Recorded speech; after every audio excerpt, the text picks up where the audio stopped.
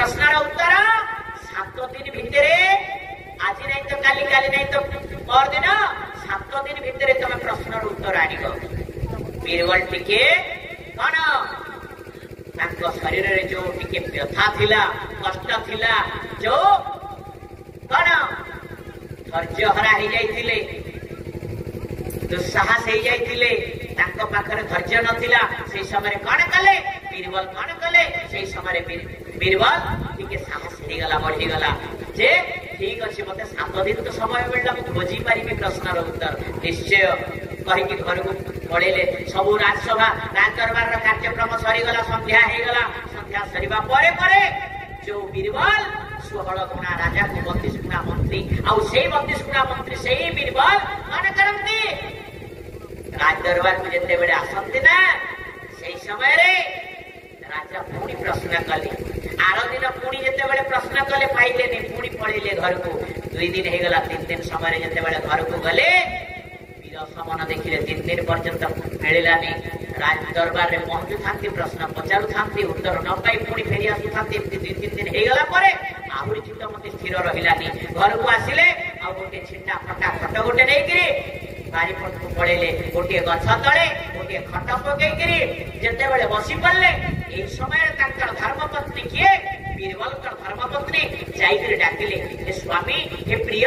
चलतु भोजन करवा भोजन समय होगला संध्या होगला राति हो छोट छुआ गोटे अच्छे आपण न खाइले आम खाइबू आपण चलतु केते परिश्रम करी केते चिंता करी जेते बेले घर आसिले ए राजदरबार आसिले घर आसिला पर तो टिके शांति रे आपण बसिबे ठीक अछि आपण चलतु भोजन करी विश्राम करिवे एही समय तांकर धर्मपत्नी जेते बेले सेमति कहंती ना सेही समय तांकर धर्मपत्नी को कोन कहिले बीरबल जाओ तुम्हें खाई दियो पुत्र सहित तांकर गोटे 10 वर्षर छुआ थाए सेही समय कहले ए 10 वर्षर छुआ को से पुत्र संगे तमे खाई दियो मां को अब मु खाइबिनी मते भूख नाही मते आउ तमे डाकनी सेही समय तांकर विरस मनवा तांकर मनर कथा को किए तांकर धर्मपत्नी बुझी पारले निश्चय किछि राज दरबार किछि अघटन विघटन हेछि आज सेति पई मंत्री बीरबल जी खाइबा को नाराज एवं आज जाई गोटे गछ तले छिटा फटा गोटे ददरा खटरे आज उपवेशन करिसंती निश्चय किछि ना किछि हेछि बोली जेतेबेले स्वामी को हाथ जोड़ी करी करपत्र जोड़ी करी जेतेबेले स्वामी को निवेदन करी कहिले हे स्वामी हे प्रिय ताहले हेछि कोन कारण कोन आज आपण खाउ नाहंती खाइ न खाइबार कारण कोन बीरबल कहले ना किछि हेनी राजा घरे किछि भोजी भात हेइथिला आउ तेणु करी मु टिके अधिक खाई देली काले केते बेले कोन हेइ जीवो सेति पई गोटे जगह रे बसिक मोर देह टिके सुस्त लागुनी आज सेइ जगह ना ना ना ना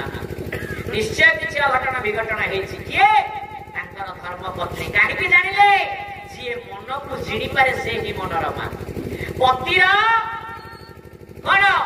कर्तव्य जे नारी को प्रतिश्रुति देकी आनिकि ताको स्नेह श्रद्धा ममतारे घरे रखिबा एवं ताको कोन स्त्री रूपरे व्यवहार करिबा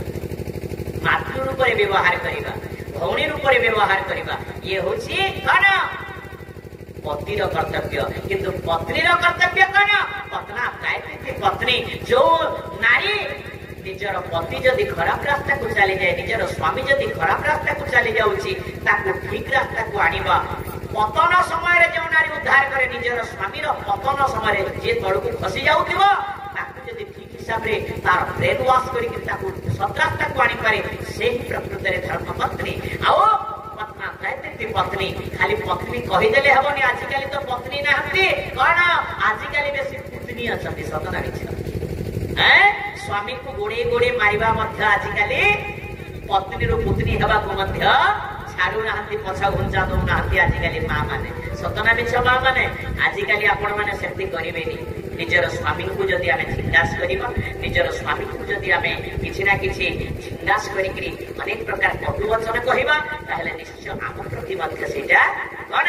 कटु हे जीव भगवान आशीर्वाद करिवे नाही तेनो भगवान को आशीर्वाद पाइबा पई हेले हमको कोन दरकार भगवान को आशीर्वाद पाइबा पई हेले हमको कोन दरकार है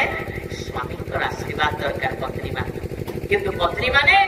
काहे कि पति छाड़ी अन्य व्रत